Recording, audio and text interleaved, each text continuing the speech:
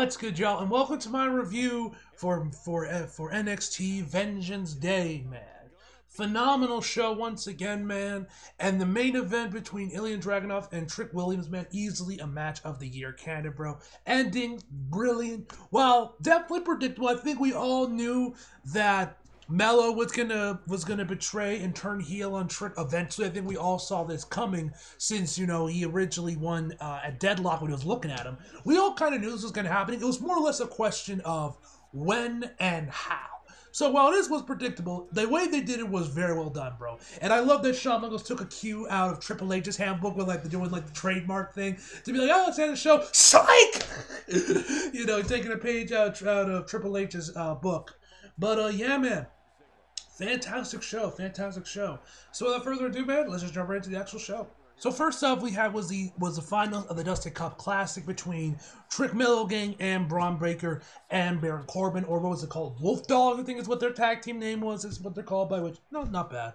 Overall, this is a fantastic match, man. I honestly thought this was gonna go that Trick and Mello were gonna win this match, and this would lead more into their storyline to when Mello, would eventually betray Trick. But no, instead Braun Breaker and Baron Corbin won the match, which I thought was a little surprising because, Braun just got called up, but I guess they're going to have him do double duty. I mean, you could say the same thing for Mello as well because he's been appearing on SmackDown lately as well, so you can make it that both of them have been, technically called up, but they're more or less finishing up on NXT. So, thought that was a little strange, but whatever. I guess we'll see how that turns out afterwards. And also, I believe it was Wade mentioned on commentary, actually, that I did not know, that he was apparent that Baron Corbin was actually the runner-up for the first ever Dusty Cup, which I think that one was won by Finn Balor and Samoa Joe, I think. Might be wrong, that one, correct if I'm wrong in the comments.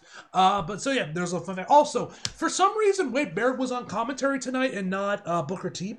I don't know why. They never mentioned anything on commentary explaining why.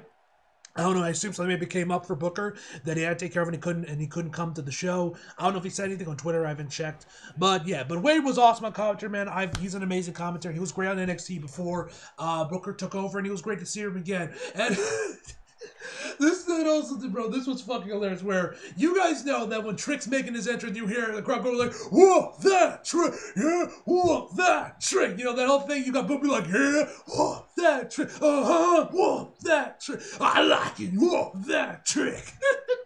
Wade started doing his be like, "Yeah, Trick Willie." Wade was doing it too, man. It was the funniest shit ever. Oh my goodness, bro. That should have me in tears, bro. Not gonna lie. So anyway, we start the match off. We have, I believe it was Braun and Trick, or not Trick, when Mello started the match off. Trick would eventually come in there and they would go at it before Mello was back in the match. And he was predominantly in the match for most of the time, obviously leading to Trick Williams getting the hot tag. As the match progressed onward, we would have Braun Breaker once again lift up Mello into a German suplex position, lifts him up, and right when Mello's head goes over his shoulder, he transitions to an RKO type movement. It looked really nice, but that wasn't the only crazy move that Braun Breaker was pulling out tonight. No, sir. Because as the match progressed onward, of course, you would have Mel trying to reach for Trick. He is inches away from Trick, reaching for him. But of course, Braun would always pull him away. You had this one spot where he had I believe it was he was about to German soup I believe it was Trick was carrying Mello right before Mark Henry does right before he goes for the World's Strongest Slam. He was holding up in that position. Then Braun Breaker comes from behind him and German suplexes Trick Williams while he's still holding Mello, so they both fall up and go onto the outside, man. It was honestly insane, but that wasn't the only crazy feat. First of all, and then after that, he would actually, while they're both outside, he would then yeet Baron Corbin off the top rope, landing right on Trick and on Trick Mello. It was an insane spot, man. And then after that, he decided, you know what, I want to fly too, and jumped off the top rope onto the outside, onto I believe it was all three of them, man. It was pretty crazy, man. man. Braun Breaker was going off tonight, man. So yeah, and hey, he's kind of, which, you know, glad to see he's finally getting called in the main roster. I feel like this has kind of been overdue for like a year now. Like, I feel like once he turned heel, I'm like, what are we doing? Like, I feel like he should have been called up by this point. Hey, he's getting called up now. He's an amazing pro wrestler, and I'm sure he's gonna do great things on the main roster. But yeah. Anyway, so eventually, of course, Mello gets the Trick gets the hot tag. He's landing rough shot, man, taking everybody out. We fast over to the finish where Braun is a legal man along with Mello, and he goes for a spear, and he looks like he's about to hit Trick with the spear, but Mello takes a spear instead, sacrificing himself for Trick Williams, and then he ends up, of course, eating the pinfall for the Wolf Dogs to win the match. Now, also, one other thing I forgot to mention this before I forget to mention this was Braun. This is also where they started incorporating Trick Williams having knee issues, where he does like a kip up and he starts like checking on his selling his knee, like he like tweaked it a little bit. And then also some point in the match, his like lip gets busted or something, man, because it had to have been during this match. I don't know where it was. I couldn't really tell where it was, because once we get to the main event, you can see blood coming, like peeking out of his lips, and like once I get to the main event, man, bro, there was a point in the match where literally his entire, or like all his teeth were like covered in blood, bro. It's like his teeth were painted red. It was a pretty nasty spot, but it really adds to the match, man. I wish WWE would let the wrestlers blade a little bit. Like, I'm not asking everyone to start blading like Jon Moxley, but like, you know, a little blood here and there for some of their bigger matches wouldn't hurt. It certainly enhanced this one, but we'll talk more about that once we get to that match. But overall, this is a fantastic tag team match. I'm curious to see where they're going to go with this. They're going to actually have Braun and Baron Corbin actually take the tag titles for NXT, or they're going to end up losing that one or whatnot. I guess we'll find out in the coming weeks. Next up was Joe Gacy versus Dijak. And I have to say, man, while this wasn't the best match on the card, this was easily the most entertaining match on the card, man. I had a blast watching this match, man. And this was probably my second favorite match on the card. Maybe third, I don't know, but it was definitely up there, man. This match was so entertaining and so fun to watch, man. Joe Gacy, I don't think I've ever talked much about him, but like I like what they did with Schism, and what they've been doing with him now. I thought has been pretty entertainment with him in this whole run he's been having with Dijak. Has been a lot of fun to watch on NXT TV.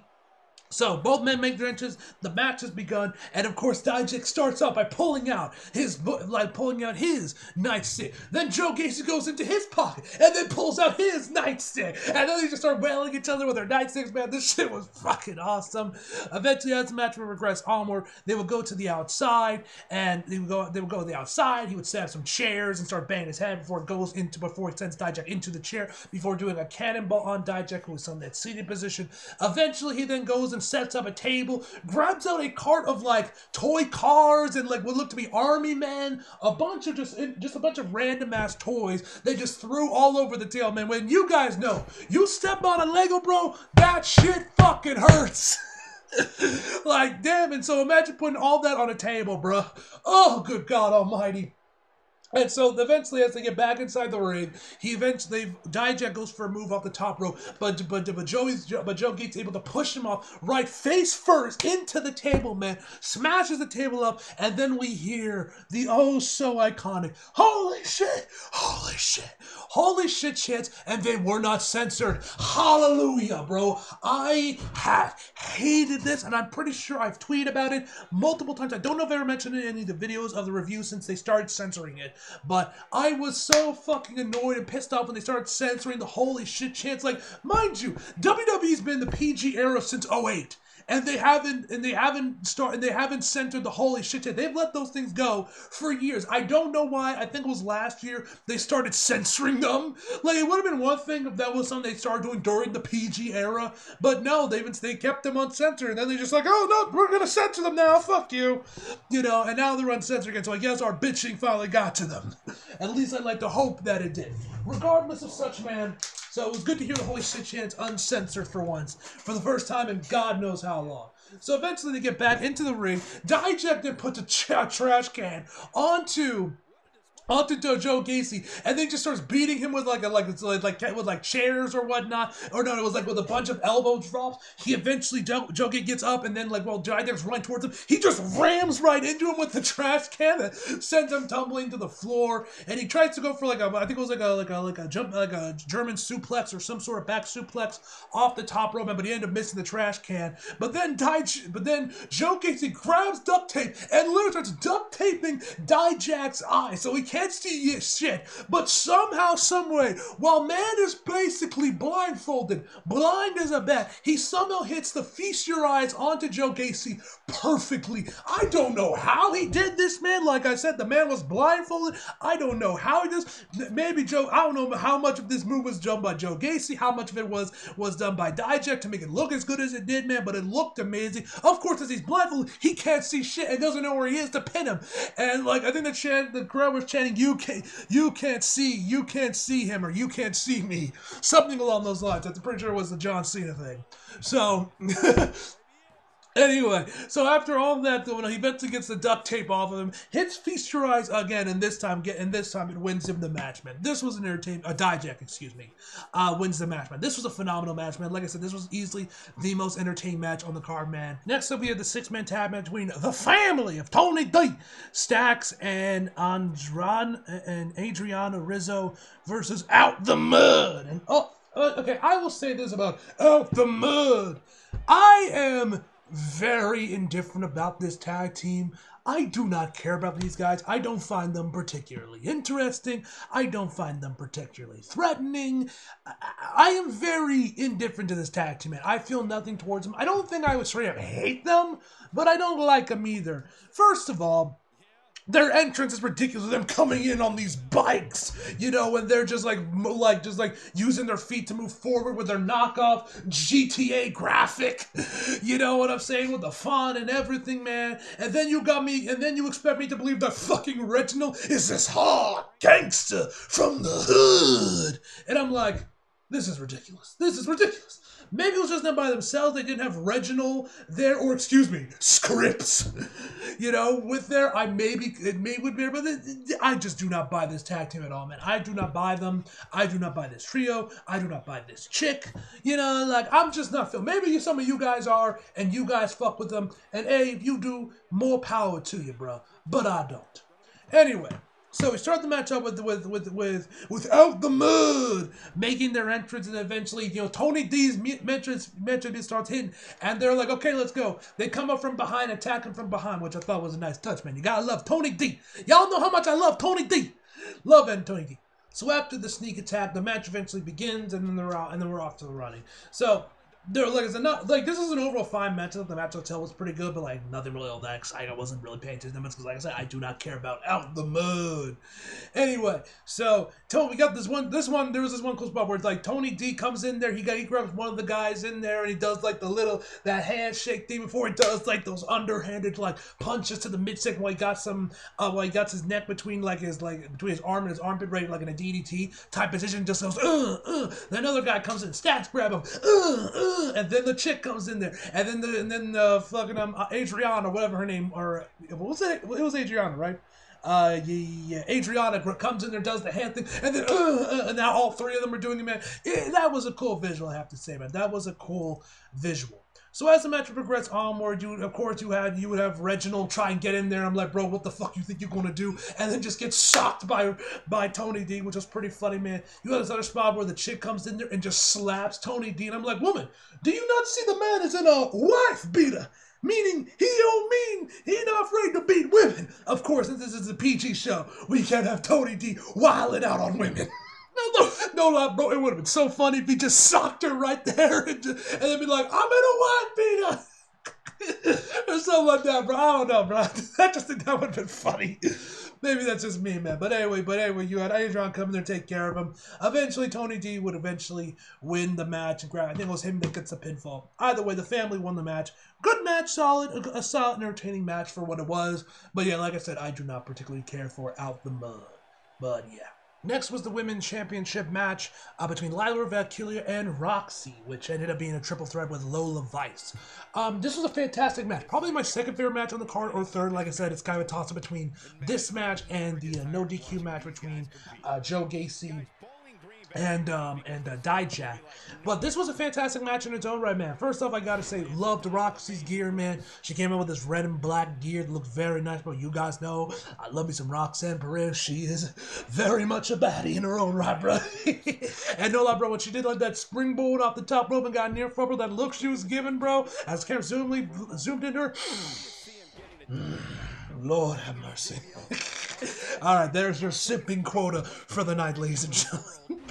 No, like, Loki Roxy's kind of like the Liv Morgan of NXT for me, Loki. It's kind of between, like, because Cora's gone now, so it might be Cora, but she's been gone for a while, so I don't know. Loki been kind of been Roxy for a while. Anyway, bro.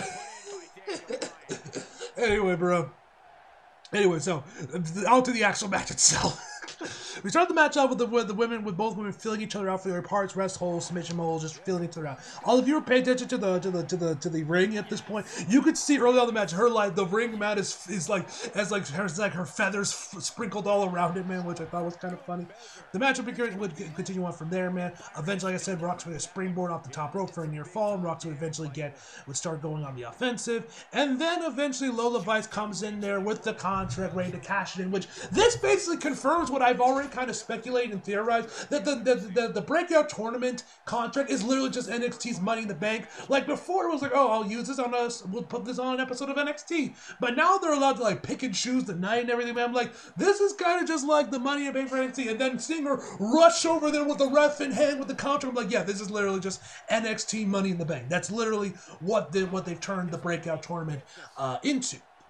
So she comes in there, of course, Lyra Stalker is right there ready to is trying to rip the contract out of her, but she gets kicked in the face with a roundhouse kick. She catches it. Roxy's pissed off. She's like, why are you doing this? Why are you here? La la la la la la. And the match ends up becoming a triple threat. Now, when I saw this weekend of triple threat, I knew one of two things was going to happen. Either A, Lola is there to take the pin for Roxy, or take the pin for Lyra. She was not winning the belt. She was there just to take the pin, so that Roxy or Lyra wouldn't have to. So the match will continue on where she eventually gets in there, does some stuff, tries to get in a cross arm breaker. Eventually, she has both women out in the corner. She goes for she shakes her hips a little before it goes to hip attacks on both of them. But eventually, Lyra will hit her finisher to, of course, win the match, pinning Lola Vice. So yeah, man, I'm curious what this is going to lead. If this is going to lead to a feud between Roxy and Lola Vice, or if this is just going to continue on their feud with Roxy, because Roxy, as she mentioned before, she would never lost the title. She had to vacate the NXT Women's Championship due to like that whole concussion thing, which I'm pretty sure was all storyline, but maybe she had like an actual injury or something. I'm not sure, but I'm pretty sure that whole like concussion shit was all storyline stuff. And she never actually lost the title. So I wonder if this is going to be once again fuel the fire more. That she's like, you couldn't beat me. I didn't get pinned. And they end up getting another match at Stand Deliver, or it might be a Roadblock, and then maybe Roxy will get the title back. I don't know, or maybe that's when she'll finally get pinned by Lyra herself. Either way, man, this was a blast, man. This was a fantastic match. I had a lot of fun watching this. Next up, then, I should mention this right now. Right before, I believe this was right before the 6-man tag match, we would get these segments between Thea Hale and with Thea Hale with them signing and Jesse trying to sign Jesse James, signing the Chase U calendars, the safety universe, which I've been loving that whole storyline. I have to say, man, I have been loving this whole storyline. Loving this whole storyline between the Chase U, man, with them getting into dead and everything, man. It's been a fun time. It's been a fun ride, man. You guys know how much I love Chase U. They're probably my favorite actor on NXT currently, man. I love Andre Chase. He's awesome. So I've been loving what they've been doing this, and Thea kind of becoming like she's a woman now. She's a grown-ass woman, doing this whole thing with Jesse James, and now she has a crush on one of the guys from Chase U, and so you got that whole thing going. It's super cute, man. I've been loving it, man. And so here, eventually the dude comes in there. I believe his name was like Chase or something. Comes in there and he asks Thea to become his Valentine. And it was a really sweet moment, man. I really had a lot of fun. Then later on, I believe it was like after this match between with Dragon Lee and for the NXT Oba Fenny for the North American title.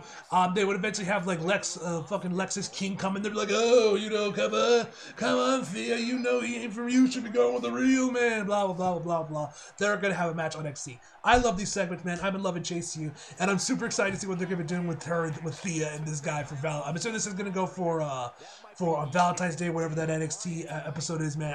That's gonna be fun, man. I'm gonna have a blast watching that. I've been loving chasing you. Anyway, so on to Oba Fenning and let Dragon Lee for the North American title match.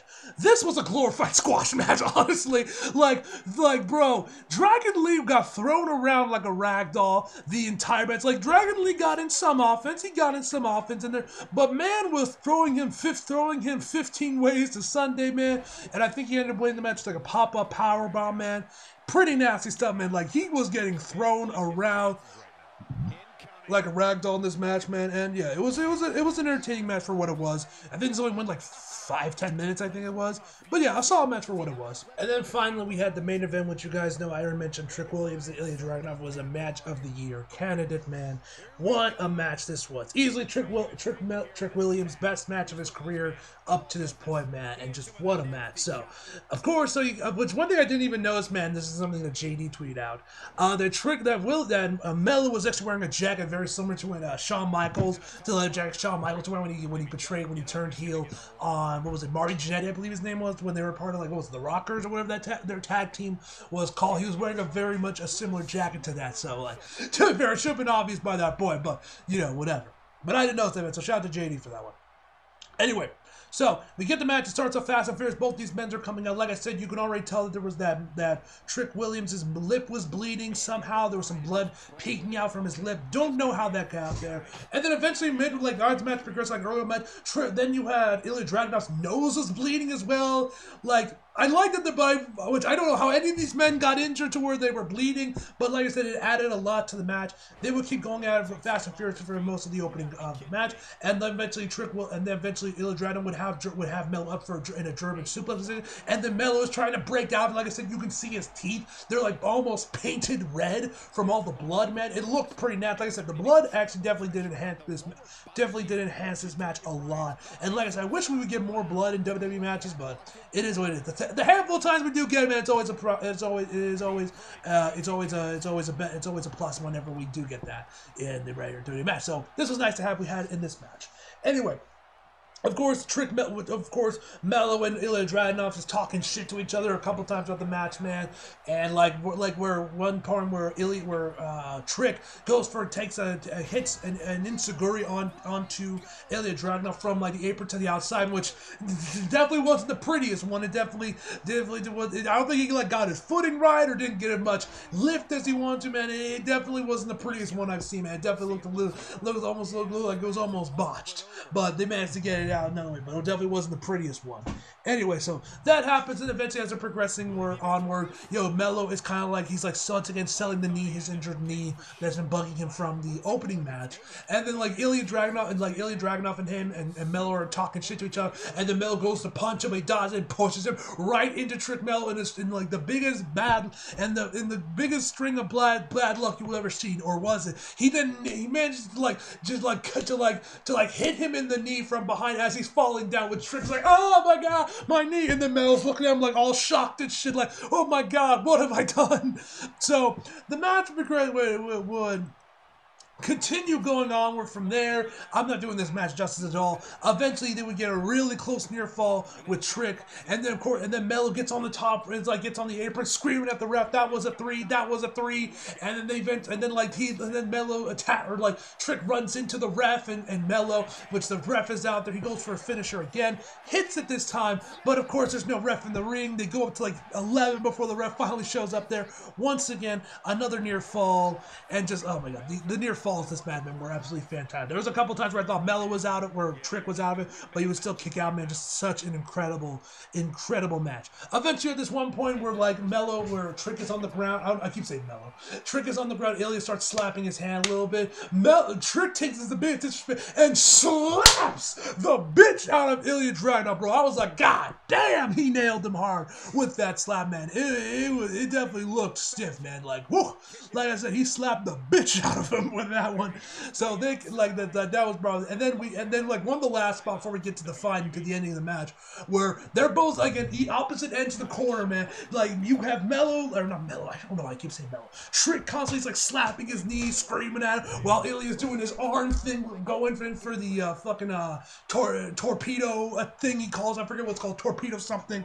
That like rushing headbutt he does, and does that thing, and like it's like literally the most anime shit ever. Before they run towards each other, colliding into each other, but Ilya managed to get the torpedo in first. And like, bro, it was like the most anime shit. Like when Naruto and Sasuke are charging up their Chidoris and Rasengans, or Goku and Vegeta charging up their Kamehamehas and Final Flash before we get the epic beam struggle, man. It was fucking awesome. Or in a samurai movie when you have the two samurais like rushing towards each other to hit that last flash, and then like one of them falls down, bro. Oh, it was so fucking awesome, man. And so yeah. Eventually, Ilya Dragunov would win the match and become, and once again, retain the NXT Championship. Trick is obviously distraught, man. It honestly looked like he was crying. I don't know if he was, but it certainly looked like he was crying there. And then this, of course, he's like, bro, we got this. You Trick Mello gang always, bro. You know, all this. And he turns behind him, looks at him, then bam, hits him in the knee again. Grabs the steel chair, and then starts beating the absolute shit out of him with the steel chair, bro. By the end of it, man, the steel chair is so bent. It looks like a curved TV, bro. That's how bad it was before he sits down on it and then puts like his shirt that said Trick Mello Gang on it and lays it right on top of it with his fade to black, man. Fantastic ending, man. Like I said, I think we all knew that Mello was gonna turn on Trick. Eventually, it was always a matter of just when and where. And yeah, man, it was done brilliantly, man. Obviously, I'm excited for NXT on Tuesday to see where this goes. And yeah, man. Overall, my favorite for this show is going to be a 9.5 out of 10, guys. So hope you guys use the video. If you like, if you did, subscribe if you do. Follow me on social if you feel like it. Links across below. And as always, come out for more. See you guys next time.